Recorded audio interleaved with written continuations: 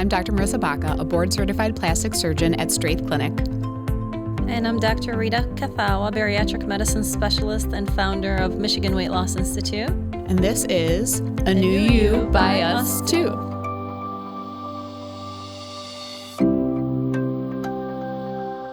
Today we're going to get started by talking about setting goals. But before we get into that, let's introduce ourselves a little bit. Again, I'm Dr. Marissa Baca. I'm a board-certified plastic surgeon. My office is Straith Clinic, and we serve the Metro Detroit area as well as, Michigan in general and beyond. I did my undergraduate training and my medical school at Michigan State. Go Green. And we actually both did medical school at Michigan State's College of Human Medicine. And then after my plastic surgery training, came back here to the Metro Detroit area where I have family, and I've really just enjoyed being in practice in this area. Yeah, and likewise, I also grew up in Metro Detroit. I did my both undergraduate and graduate training at Wayne State University in Detroit, and my background was in nutritional sciences, and then after that, we both went to Michigan State's College of Human Medicine, so that's where I did my medical school. After medical school, specialized in internal medicine, and after that, obesity medicine. So I'm board certified in both internal medicine and obesity medicine. Yes, yeah. And I really love how your undergraduate studies of nutrition kind of led you down this path because, who doesn't want to live a healthier life? And so much of that starts with what we're putting into our bodies. Absolutely. I mean, now the interest and emphasis has shifted from just disease treatment to disease prevention and people achieving healthier lifestyles, longevity, longer lifespans. And there's more interest in mental health and physical health and appearance just in general. So many of those things just kind of tie together, and it starts with nutrition many times. Nutrition and lifestyle, yes, absolutely. I know for me personally, getting into plastic surgery, in the beginning, I knew I was a surgical person. I was hands-on. I needed to be working with my hands, so that was kind of an obvious option. And then when it came to plastic surgery, I loved how artistic it was. It wasn't just following a couple steps. It was changing something and then really evaluating it, seeing if that's how you and the patient wanted it to be, seeing if you needed to tweak it a little bit more. And that constant interplay is just really what drew me to the field, I would say. And just knowing you personally, I can definitely say that you do have an artistic eye and a special touch with how you approach your patients. So I definitely see that in your work. Thank you. I know as my career has continued and I've been working with weight loss patients more and more, what I have noticed is that I just really love that piece of my practice. Hearing about a patient's journey and then what their concerns are and really coming out with a specific surgical plan for them so we can kind of reveal that body underneath that they've been working so hard for. It's been such a special partnership with those patients.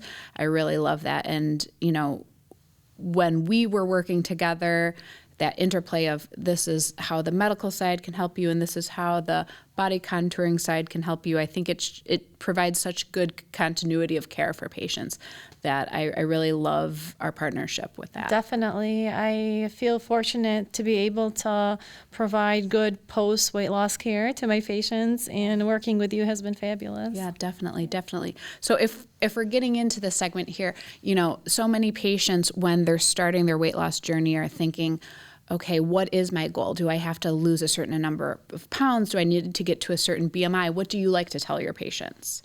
We always individualize that. It's case by case, but in general, there are certain metrics that we do use, one of which is a BMI, which is a good tool, but it is flawed in some regards, and that it doesn't take into account muscle mass or bone mass. Some people are really tall and they carry height maybe, but not necessarily, bone mass elsewhere. But the BMI tool does have its limitations, and in those cases, we do offer body composition analysis, and I always start with that. In my first consultation with all my patients, we always start with body composition analysis, and that's basically a scan that's able to give us information about muscle mass, body fat percentages, metabolic rate, and we always start setting goals based on medical history. The BMI, we do use it, and then also with the help of a body composition analysis, which is That super seems important. so much more individualized to each person, and where they need to maybe make the most changes or where there's room for improvements. Right. So you talked a little bit about their general health. I'm sure that's a big reason why a lot of people come to see you as well. Absolutely. People come see us for many reasons, one of which is to improve their general health. And that comes in many different forms: metabolic health, structural health. And what I mean by that, metabolic health is, a lot of my patients are diabetic, or they struggle from a number of metabolic issues, thyroid disorders and a lot of other hormonal issues. And sometimes it's really severe knee pain, or they have to lose a certain amount of weight before they're able to qualify for a knee replacement, because the rehab process afterwards, when you're struggling with weight, is, to be honest, horrific sometimes. Sure, definitely. So we work with patients, and sometimes it's also for improved mental health and feeling better about yourself, and also cosmetic reasons. That is a component of it too. So For sure. I feel like I see that a lot when patients come to me and say, I have this idea of myself, or this feeling of who I am, but when I look in the mirror, it's not reflected by that. And we can't discount how you feel about yourself and how you feel that you're presenting yourself to the world. It affects your confidence, your mental health, how you go about your day-to-day. So I think both of those things come into play. And I love how you talk about both, your metabolic health, how things can be changed on the way your body is processing different elements to affect diseases that you may or may not have, or could maybe resolve with some of this, but then also the structural issues. What is it like to carry around the extra weight, and how is it affecting your body? So a comprehensive evaluation, I think, is so key. So I'm so glad that you're there for your patients in that way. yeah, and we both have worked with a number of patients, many patients. So we see their transformation beginning to end, and once they reach a better weight, or say, even cosmetically, let's say, their confidence changes, they're doing more, they're out there, they're dating again, and, they're happier in general. They're able to live their life. And I think that's the ultimate goal here, is let us help you along the way so you can get back to living your life. Absolutely. Yeah. Absolutely. So what happens when patients ask, okay, sure, all of this makes sense, but how many pounds do I need to lose? So the process of weight loss in general is not a easy process. Mm-hmm. Okay. The first step is setting realistic goals. Okay. And for every patient is different. Number one, we mentioned briefly metabolic health. So that's always my first goal. Mm-hmm. And depending on the disease process that I'm treating, certain disease processes require more or less weight loss. Yeah. Okay. Briefly, for example, I treat a lot of fatty liver disease, and now the new name is metabolic liver disease. But for that condition, it requires way more weight loss than, for example, blood pressure, reduction in blood pressure. So depending on the metabolic or structural problem that I'm treating, that definitely contributes. And then also, I do take into account setting realistic goals, because you don't want to discourage the patient. Yeah, Say definitely. They need 100 pounds, but let's start with the first 25. Yeah. Once we get there, we can reevaluate. It's a journey, and you're working together It's a journey. Get there. Yeah, and then also, cosmetically, sometimes patients are not aware of the changes that their body will go through with 25, 50, 100 plus pounds of weight loss. Sometimes Definitely. there's, this, of course, but like sagging of the skin or different body parts. So, I have to be cognizant of,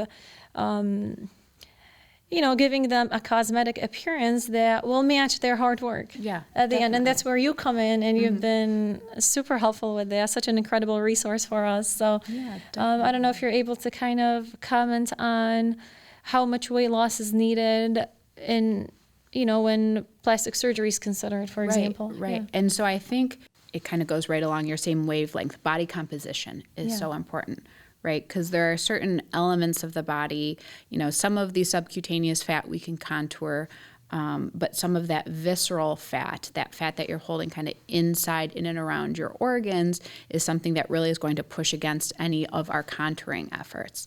So starting with a internal medicine specialist, a bariatric medicine specialist, so that you can see, okay, I feel puffy here, but what does that mean? Is it the fat underneath my skin? Is it muscle mass? Is it fat around my organs? And how can we work together to bring that down to a level that I'm happy, that I'm healthier, and that we can achieve some of those goals? And I think that's the key. You've gone through years of training and education to know all of these things. And the average person doesn't have that training. They're just trying to eat right and exercise and hope they lose weight. And sometimes they do, and that's amazing. And sometimes they hit a plateau or feel like they're just not making progress. And that's where I say, reach out for help. Reach out for people like yourself who have all this experience and training so that they can guide them through this process to achieve the goals. Because, that's the ultimate end point. But sometimes you need a little help to get there. And I think reaching out for help is the first step many times. Always, first step is reaching out for help, because right now there are so many new therapies. A lot more technology, both medical and surgical options to help. sure. And, sometimes people think, oh, it's the easy way. But let me tell you, all my patients, a very, very large percentage of my patients, by the time they're in my office, they've gone through several diets. They've gone through, years of trying to exercise, maybe hurting themselves in the process because their weight is so high sometimes. They're not really able to exercise appropriately. Right. They've tried to see several doctors. They've tried, they've really worked hard at this. And there's no easy with weight loss, but we can definitely provide tools that help achieve the results more realistically. Excellent. And in a healthier fashion. Absolutely. Well, thank you guys for listening. I hope you learned a little bit more about us and what we're here to do to try to help educate you on this process, to give you a little help along the way. So stay tuned for our future episodes. You can follow us on social media or visit our websites to find out more details about the episodes to come.